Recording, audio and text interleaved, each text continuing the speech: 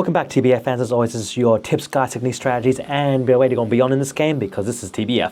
As always, you have to be a senior player, have some popcorn, have a cold beverage, enjoy yourselves, and please some comment down below to help the little guys while we journey themselves together in this game. Now, overall, if you happen to be a small player, medium player, happen to join this channel, welcome as we journey this game as everything all about total about. Now, yes, deep dive and go straight into it. Today is an important discussion as we talk about the Tinman. Yes, I've spoken about the Tinman over and over and over again, but frankly, there are so many issues around it that has to be discussed that can't be fit in just one video alone. And I don't like making content that goes for like an hour long. I prefer to keep it short and simple. That way you can break it up and decide how you want to work with it. So that's up to me and you guys can decide how you like it, but this is how I like to move along. One rule of thumb when it comes about the Tinman, we're going back to those particular main clans where they're situated in the newer kingdom. Yes, I'm going to aim the newer kingdoms in particular. I'll be using kingdom 270 for discussion, and SOA was a clan up there for an example, because this is a very pure and good example to demonstrate when it comes when you have a big player in a smaller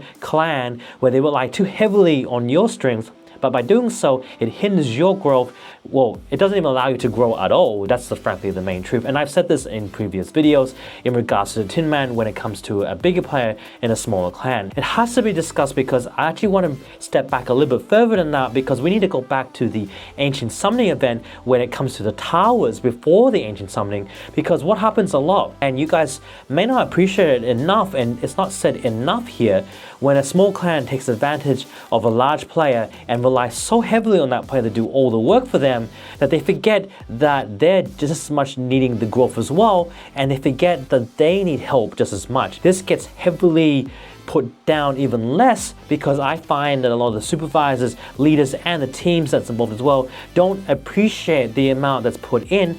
It's word of mouth, but frankly, it doesn't recover their gold, it doesn't recover their resources, it doesn't recover their losses, and that is the pure reality of it when it comes to a big player playing in a small clan, and it happens too much. Now, it's different when a large player sits in a clan where everyone's exactly the same level. It's much different when everyone is at that same level because everyone is achieving the same goals, and that's where freedom is more achievable and the goals are met, everything's aligned. There is a sense of relief and it's out of the way. But when it comes to a big person in a small clan, oh my god, the headache is there, it's annoying. It does end up leading for the big players leaving at the end of the day, because that will happen without a doubt. It will happen unless the clan is owned by a player that happens to be already someone that actually, well, owns the clan themselves and they happen to be a big player bringing their accounts and trying to grow it. That's another story in itself. That's different. But when you don't own that and you're just someone who's just traveling, you're going around trying to find a clan that works for you, or just traveling around because you want to find an interest in yourself, this is an annoyance. This doesn't work. It causes more headache, more pain, and more loss than being able to enjoy themselves properly with no growth with 37 days with their travel ban due to their kingdom teleport, and that's the truth. So let's get straight to it. So if we look in here, right guys, this is actually page 47 of my journals. This was 4 days ago. I took out like about I think about 30 of these temples myself. What I wanted to discuss here in particular, when you go against these bolts of the ancients, you find that if you happen to be a level, a tier 9 player, you can take down everything except when it hits to a level 45 ancient bolt, because what happens here above anything else is that you find that you have heavy losses. If I were to go in it, you see that yes, you win it. You will defeat it, of course, when people, even with the lowest level members that are participating, as you can see here, literally peanuts that go in there. But what you find is that the losses are all your troops, and you lose a lot of troops. And taking down a load of 45 bolts when you're the only T9 player there, and about 300 hits in total, and it depends on what you have and how you measure it up. But that's just one example. You find that you take on the most losses. They're gonna go, well, that's typical, isn't it? You're the one that went in there, you're the one who challenged it. Well, here's the thing, guys. Usually you're not the one who asks for it. They just seem to demand that service to be there. They kind of think that that's like a common ground that you're supposed to be, you're supposed to do it. It's not supposed to be anyone's task. It's supposed to be everyone's task. When it's tasked to one person to do it alone, again, it really causes a headache. And I know you guys who are up there who are in that same situation understand that great, but for those who are smaller, you guys just don't quite understand what that feeling really feels. There is a big constraint. There's a feeling of needing to do it when there's meant to be no purpose of you jumping in. It's meant to be everyone's task. Well, it doesn't come to that. It just comes down to the one. And I lose the most troops, and I did lose the most troops during that time period over and over and over again when I was doing this for their behalf and for them. But did it benefit me? No. I lost lots of souvenir, I lost lots of gold, I lost a lot of resources. And this is me backtracking for those who are experiencing that same problem, because it is something that is faced over and over again. If you do have experiences, put a comment down below, because trust me, a lot of us know your pain, a lot of us know where you're coming from. So put it down here. What I want to get at is like when you look into things like a 45 temple, now when you're a tier 9 player, taking these down is heavy losses. You need other tier 9 players, you need other tier 8 players to come with you. Don't do this alone, it's just not worth it. And if they're not going to recover your silver in the end, just don't do it. Really, it's just not worth it. Going up against smaller boats of the ancients is easier because you lose less, even though they're more high level, like 39, 34 and so forth. These are not heavy losses. It's the 45 temples that really kick you in the backside. And in preparation to get your, as I call it, bob square pants in this, as we create Tinman preparation, you have to take down pretty much all of them in preparation, ready to get that Tinman at the right level, at the right amount of valor and experience gain points from attacking it, and also enough time to be able to take it down, because once again it comes down to the tier 9 player to do it themselves as the one doing the killer blows, because they're just not able to fulfill that quota. They cannot achieve it. They may go, oh yeah, and whatever they wanted to say, but they just don't. You just lose more gold, and it keeps happening over and over again. Now, in saying this though, guys, as we were leading up to it before I left, of course, the Tinmans that were around at the time was up to level 51. At the 54, 55, I was already around to do that, and I had another tier 9 player that was jumping at that time.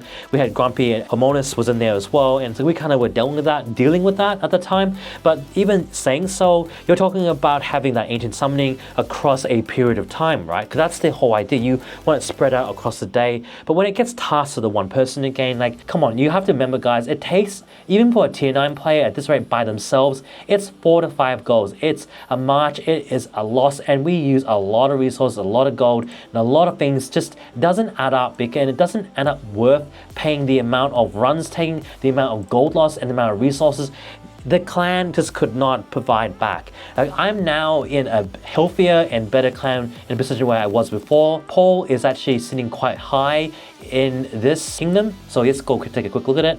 So if we go into clans here and we go into the clan ranking, you see that Paul sits at number 1, kind of sitting in a level which is more situated to myself. This is where there are more tier 9 players, more tier 8 players, not all that tier 7, tier 6 players. And frankly, for a level that I'm currently at, that's kind of where I need to be at. Because most of the members here, from leaders to superiors to officers and veterans, you see their levels are all 300 something, 200 something, and that's kind of where they are. And for those who are 100 something, they're also sitting at a better level, and there's not many of them, which is frankly where you want to be at, because if they're at such a low level, you can't achieve hitting the Tinman at a level you're supposed to be at, or have the support that's necessary in order to take it down. Because when it comes down to it, guys, at the end of the day, if you cannot defeat the Tinman, you cannot earn the rewards necessary, because isn't that at the end of the day what the goal is? And as you can see here, this is coming up in another 3 days from now.